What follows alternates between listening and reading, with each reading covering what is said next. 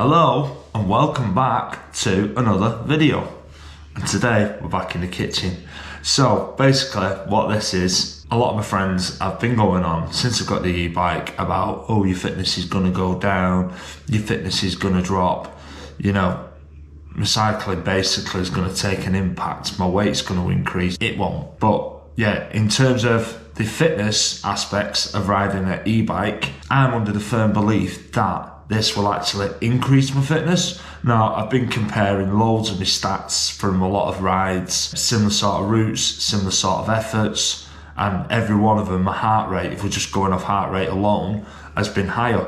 Now, in terms of leg strength, I'm not fussed about leg strength. I have got a good, strong set of legs on me as it is, and it's still riding the road bike, so my leg strength won't go down. However, my fitness, everything's been going up. So basically what I've done is, using Garmin Verb, there's a segment near me on Strava going up Thornham Lane, which I've done loads of times, and my best effort on a normal bike on there has been 8 minutes and 38. Now at the end of this video, I'm going to try and pull the stats, my heart rate from that segment on each time, just to show you where they compare. Basically what I've done is, I've used Garmin Verb.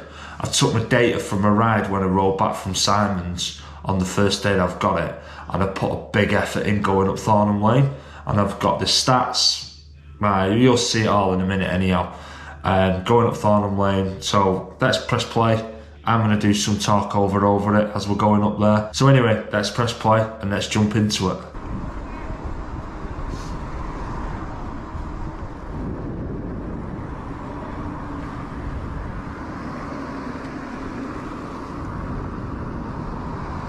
So I'm just getting ready to make my manoeuvre onto Thornham Lane. We're turning now, you can see my speeds drop down and away we go. So the only thing that's not showing on here, which would be interesting to see, is cadence. But you can see in the bottom left hand corner, the distance that I've done, that's the distance of this video, my speed, my feet climbing. Now Thornham Lane isn't a massive climb, but it is a good long one, and like I said, on a normal bike, 8 minutes and 38. I'll bring up the segment time as well at the end of this video, and as you can see there in the bottom right hand corner, my heart rate. Now normally I can only hold my heart rate above 170 very briefly, and then I need to back off, and that's just purely because my whole body is just shutting down. My legs start feeling fatigued, and here I was hitting a good high cadence. So this is where it starts ramping up now. It's not too much of a ramp up, but you start noticing it with the terrain of the road. As you can see, my heart rate's at 175. Now I am 43, my max heart rate is 177. So I'm 2 beats a minute off my maximum.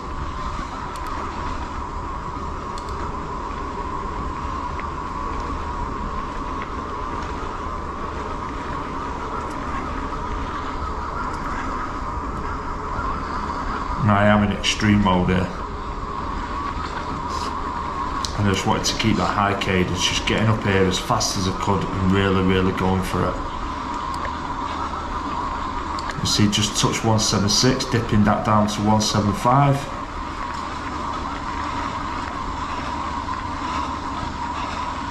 Started backing off a little bit here, although my heart rate's jumping up to 176, it flattens off there. You go over the motorway bridge and it starts climbing again.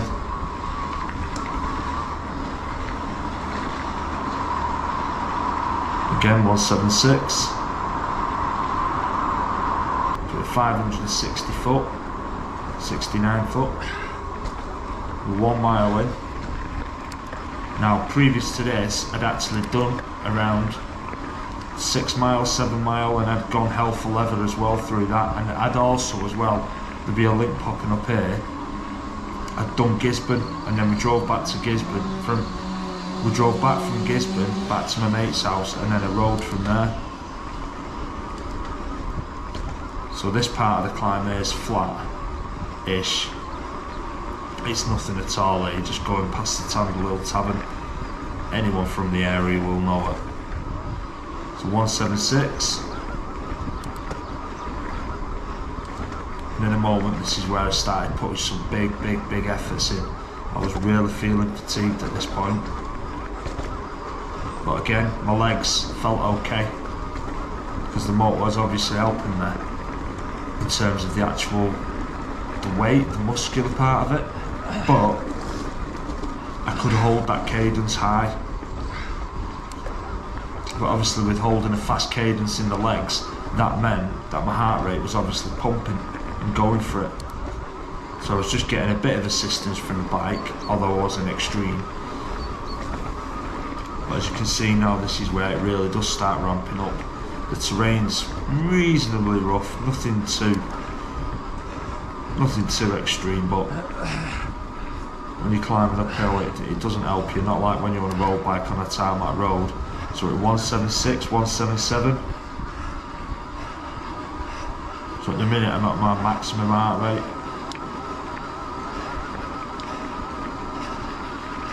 $178.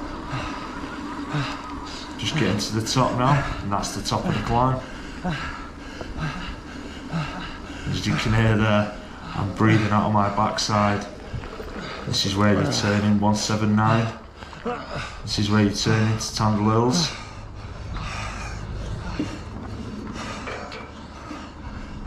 So, as you can see, at the end of that, my average. Now let's look at the averages, let's not look at the maximum. So my average heart rate was 175 and I peaked at 178. Now, just for clarity, there's a bit of a difference within the actual E segment and the normal segment, but not a lot. It's just like 0.35, it's at the bottom of the road where it's flat. And this is my, on a normal acoustic bike, so my average heart rate was 167. Now over the e-bike that was 175. So as you can see there, it's like 8 beats per minute more average over the whole distance, as opposed to on the other one. Now that could be just purely because of the time, I'm not 100% sure. But all I know is I need to go into a little bit more detail on this and actually go and hit 2 laps hard as I can, one after each other on the same track. Obviously the time will make a difference, but you can see there, it's like 167 beats a minute there, 175. My maximum there was 183, but I couldn't hold that for long. My heart rate, it dipped off. It was just like it peaked as I was going up there, and then it dipped down again there.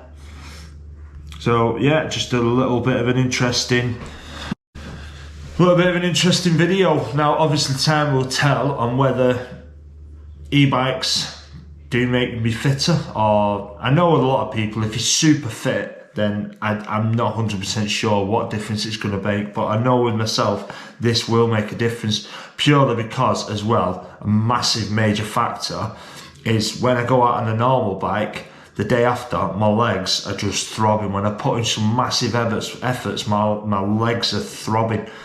And when I go out on the e-bike, the day after, my legs are okay. They're ready to ride again. Although I put in massive efforts on it, on the e-bike, so my heart rate's up there, I'm sweating, I'm burning calories, I'm burning a good amount of calories when I'm out on the bike, but the day after, I can go again. So it's like when you work out over a week, you can do more, so you're burning more calories, you're getting more of your heart rate going up, which working your heart more helps you. You're keeping that high cadence, and for me it's just a win-win. It's a win-win situation, and when I want to go and do a leg workout and like the physical of my muscles, I can go out on my road bike and absolutely smash it. So anyway, this is one of 3 videos. There's going to be another 2 videos. The last one's going to be a really interesting one. Basically other people's opinions on how e-bikes have affected them, whether they made them fitter. But I need to compile this because I've had some real good comments, but that video is going to be coming up in the future once I've planned it all out and worked it all out. So anyway, thanks for watching. please consider pressing that subscribe button, and I'll see you in the next one. Take care, guys. Bye.